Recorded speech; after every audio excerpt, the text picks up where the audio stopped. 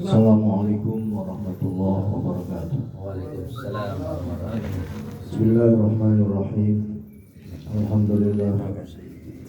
Alhamdulillahilladzi ba'atha fil ummiyina rasulan minhum yatlu 'alaihim ayatihi wa yuzakkihim wa yu'allimuhumul kitaba wal hikmah wa in kanu min qablu lafi dhalalin mubin. Allahumma shalli wa sallim wa barik ala sayyidina Muhammad wa ala alihi wa ashabihi ajma'in. Subhanaka la ilma lana illa ma 'allamtana innaka antal alimul hakim. Rabbi shrah li sadri wa yassir li amri wa hlul 'uqdatam min lisani yafqahu qawli. Amma ba'du. Yang kami muliakan, yang kami banggakan, Pengurus YPK Raden Rahmat, teman-teman seperjuangan dan keluarga, pengasuh, pendidik, SMK maupun MTS Sunan Ampel, Sukorambi, beserta keluarga yang senantiasa istiqomah, setia melanjutkan tradisi yang kita biasakan, tradisi yang kita bangun bersama, yaitu silaturahim. Usianya udah berapa tahun saya hafal, tapi yang pasti tradisi silaturahim ini sudah cukup lama kita bina, kita kembangkan sebagai ikhtiar kita untuk menjaga kebersamaan, kekompakan, solidaritas di antara kita yang tergabung dalam lembaga pendidikan kemanusiaan Raden Rahmat. Selain itu, kita berharap juga dalam tradisi silaturahim ini kita mendapatkan barokah spiritualnya, yaitu dijembarkan rezeki kita, dimudahkan urusan kita, lalu dipanjangkan umur kita dan diberi kesehatan yang sebaik-baiknya. Karena selain manfaat empirik, manfaat spiritual itu kita yakini, insya Allah kalau kita yakin, kita beriman tentang doktrin-doktrin keagamaan kita, tentang mengenai silaturahim, insya Allah manfaat spiritual itu juga akan kita peroleh. Sahabat-sahabat dan teman-teman semua,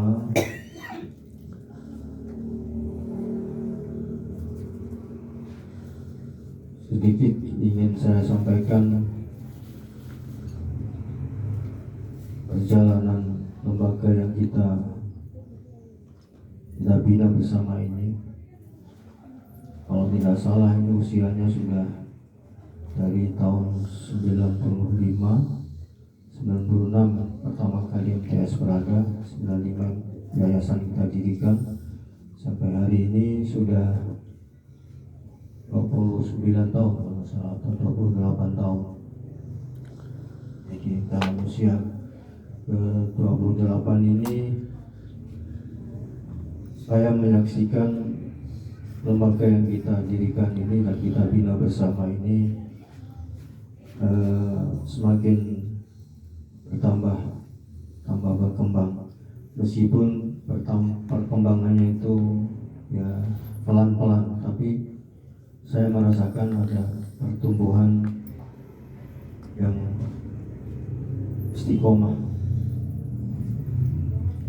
baik itu pertumbuhan siswanya maupun sekaligus juga tenaga pengajarnya yang silih berganti.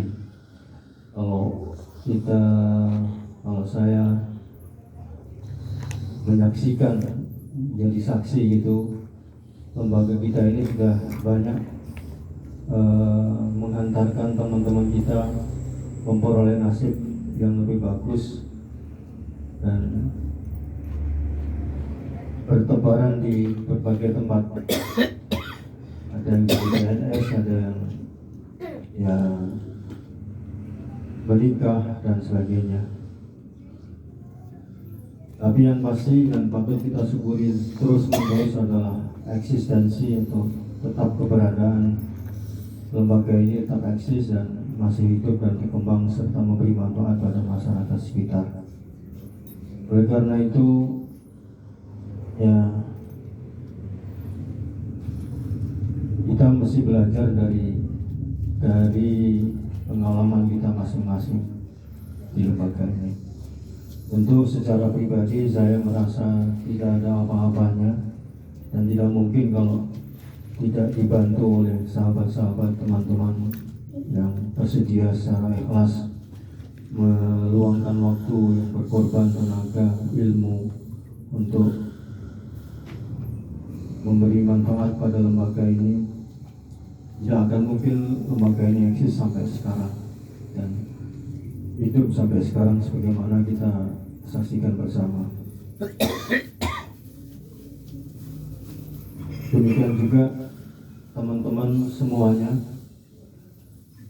entah berposisi sebagai apapun di lembaga kita ini, juga harus merasakan hal yang sama seperti yang saya rasakan. Kalau tidak ada keterlibatan, kebersamaan, keikhlasan berkorban dari yang lain, saya kira juga tidak akan memberi manfaat yang sebesar atau yang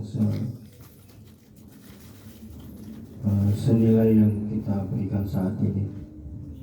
Karena kebersamaan itulah yang patut kita syukuri dan kita kembangkan terus menerus.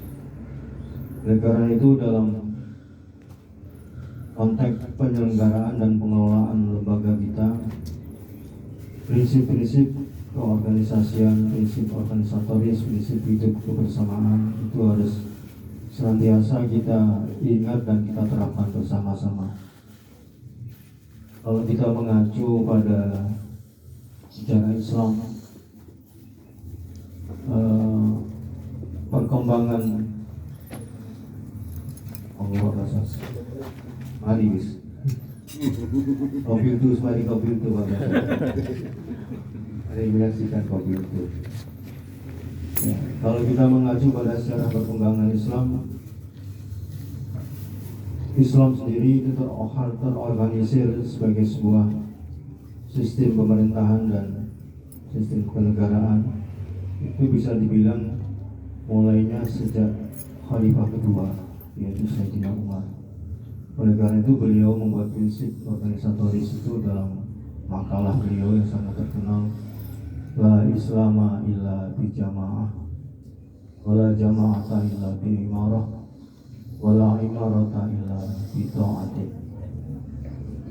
Tidak akan mampu atau tidak akan bisa berkembang dengan baik, dengan sempurna Islam itu kecuali dikelola, di manage,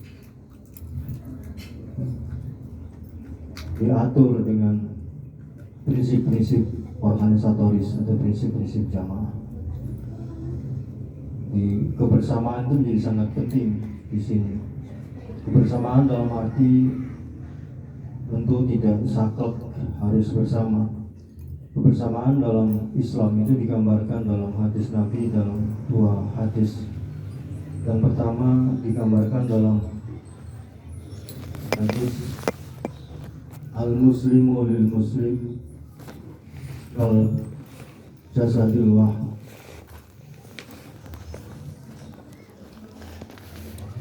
Hubungan atau relasi atau interaksi antar warga jamaah, warga Islam antara satu dengan yang lain itu diibaratkan seperti interaksi jasad manusia yang terdiri dari berbagai organ, tapi semua mengabdi pada satu tujuan dan komando yang sama. Satu komando untuk dijalankan oleh beberapa fungsi dalam rangka menuju satu tujuan yang sama. Itu penggambaran bersama. Sehingga dalam kebersamaan itu tidak harus dibayangkan semua mengerjakan pekerjaan yang sama. Semua melakukan satu aktivitas dalam bentuk yang sama, tapi bisa menjalankan berbagai aktivitas yang berbeda sesuai dengan istilah sekarang, istilah yang umum itu tupoksinya masing-masing, tapi dengan konsisten, dengan istiqomah dan disiplin. Saya kira kebersamaan itu diartikan dalam bentuk seperti itu. Al-Jasadil Wahid. Kalau satu sakit, juga yang lain sakit. Ini mengandung pengertian bahwa kebersamaan juga memberikan mandat kepada setiap orang yang tergabung dalam satu organisasi itu memiliki solidaritas dan kesetiakawanan yang seharusnya dibina dengan sebaik-baiknya. Yang kedua, digambarkan kalbunyanil wahid, seperti bangunan yang satu kesatuan bangunan, di mana dalam bangunan itu ada bermacam-macam material dan juga ditempatkan dalam tempat yang berbeda-beda. Ada yang jadi pintu, ada yang jadi lantai, ada yang jadi dapur, ada yang macam-macam. Tapi semuanya adalah dalam satu kesatuan rumah, bangunan rumah besar yang saling menguatkan, saling mengokohkan. Demikian juga dalam kebersamaan kita di lembaga kita. Apapun posisi kita itu memiliki kontribusi sumbangsi yang tidak kecil pada kesempurnaan tugas-tugas kelembagaan. Karena itu kita mesti mengembangkan sikap saling menguatkan, saling mengokohkan, saling menghargai. Jangan sampai ada di antara kita memiliki pandangan rendah terhadap yang lain. Semuanya memiliki peran dan kontribusi yang besar terhadap kelestarian keberadaan lembaga ini dan manfaatnya kepada masyarakat. Itulah yang dimaksud dengan la Islam illa bi jamaah. Lalu prinsip yang kedua adalah wala jama'ata illa bi imarah. Tidak akan fungsional juga, tidak akan maksimal juga peran organisasi kalau tidak ada sistem pemerintahannya, sistem alokasi kekuasaan, pembagian kekuasaan yang ada di dalam lembaga itu. Karena kalau tidak ada alokasi kekuasaan, semuanya bertindak sendiri-sendiri, meskipun tujuannya sama untuk saling menguatkan, saling memberi manfaat, tetap akan terjadi benturan-benturan. Karena itu ya, dalam jamaah mesti harus ada kepemimpinan, dan pemimpin itu dalam doktrinnya organisasinya Sayyidina Umar wajib ditaati kebijakannya dan perintahnya. Jadi memiliki peran sentral dalam memajukan atau menjaga keberadaan atau perkembangan organisasi.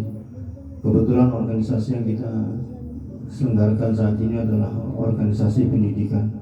Manfaat dan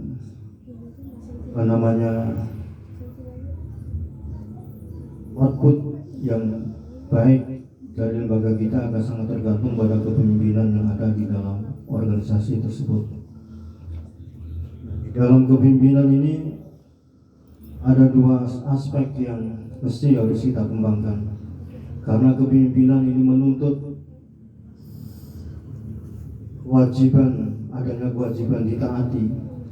Seorang pemimpin tentu harus berikhtiar memperkaya dirinya, membekali dirinya agar menjadi pantas untuk ditaati kebijakannya, pantas ditaati perintahnya, pantas ditiru perilakunya. Nah, jadi tugas utama seorang pemimpin secara internal adalah memantaskan diri untuk ditaati. Itu karena itu pemimpin harus lebih banyak membaca daripada yang dipimpin. Harus banyak introspeksi, lebih banyak introspeksi daripada anggotanya. Harus banyak kesabarannya, lebih banyak kesabarannya, dan seterusnya. Sehingga memang yang dipimpin itu secara tidak langsung merasa ada ya tanggung jawab untuk taat pada pemimpin. Sahabat-sahabat sekalian, teman-teman sekalian, saya kira apabila prinsip-prinsip ini kita coba pegangi dengan istiqomah, dengan sungguh-sungguh kita terapkan di dalam lembaga yang kita bina, yang sudah secara formal kebagian tugas A, B, C dan dijalankan dengan konsisten, dengan disiplin, tentu dalam konteks ini akan memudahkan tugas pemimpin, entah itu kepala sekolah atau wakil kepala sekolah, entah itu ketua yayasan dan seterusnya, akan berjalan dengan baik. Dan kondisi kebersamaan kita dalam lembaga itu akan sangat menyenangkan dan ya tentu membuat kita tidak terlalu banyak stres, meskipun kadang-kadang kita dihadapkan pada kenyataan proses belajar mengajar di lingkungan kita masih sering mengundang menguras kesabaran kita, sehingga kita merasa tidak nyaman dalam lingkungan kita. Tapi kalau pembagian tugas di antara organ-organ organisasi yang ada itu berjalan dengan baik dan pemimpin berfungsi secara normal, anak buah bekerja atau berbuat sesuai dengan pembagian tugas yang ada tanpa harus dikomando setiap saat, ya situasi kebersamaan kita akan menjadi kita kerasan dan bahagia, meskipun tugasnya semakin berat sesuai dengan tantangan zaman yang selalu berubah. Sahabat-sahabat dan teman-teman sekalian,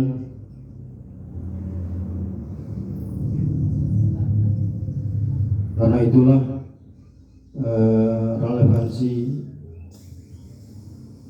relevansi kita mempertahankan tradisi Anjang Sana setiap 2 bulan sekali ini terasa nyambung dengan kepentingan kita mengelola organisasi pendidikan di sekitar yang kita kembangkan.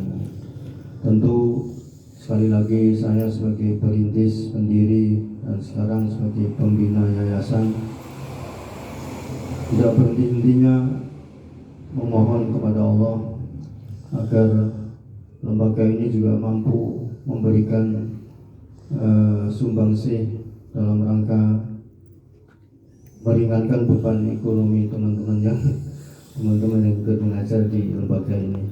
Tapi sejauh ini ya begitulah kemampuan lembaga untuk mengembangkan atau menciptakan fundraising lembaga sehingga sumbernya ya hanya dari itu ke itu juga, yang sejauh ini masih belum bisa memadai untuk kepentingan teman-teman sekalian. Tapi saya punya keyakinan kalau kita semua mengimani bahwa yang kita jalani ini adalah bagian dari pelaksanaan kewajiban kita kepada Allah, artinya kita amanu, dalam hal ini beriman bahwa yang kita jalani adalah bagian dari ibadah kita kepada Allah. Saya yakin kalau kita jalani seperti itu dan ikhlas, maka janji Allah lanuhyiyannahum hayatan thayyibah, maka Allah akan memberi kehidupan kepada kita, kehidupan yang thayyibah, yang bagus. Yang thayyibah itu menarik, ada sisi-sisi indah yang kita dapatkan dalam menjalankan tugas kita ini. Meskipun rezeki kita dibanding dengan rezekinya para pejabat, saya kira mungkin tidak sebanding, tapi kita bisa menemukan kebahagiaan, kesejahteraan batin dari tugas kita mengajar, karena kita meyakini bahwa ini bagian dari pelaksanaan ibadah kita kepada Allah. Demikianlah yang dapat saya sampaikan pada kita semua. Mudah-mudahan jadi motivasi spiritual dalam menjalankan tugas-tugas kita masing-masing di lembaga ini. Kurang lebihnya mohon maaf. Allah maafin bila kami tarik. Assalamualaikum warahmatullahi wabarakatuh. Al-Fatihah.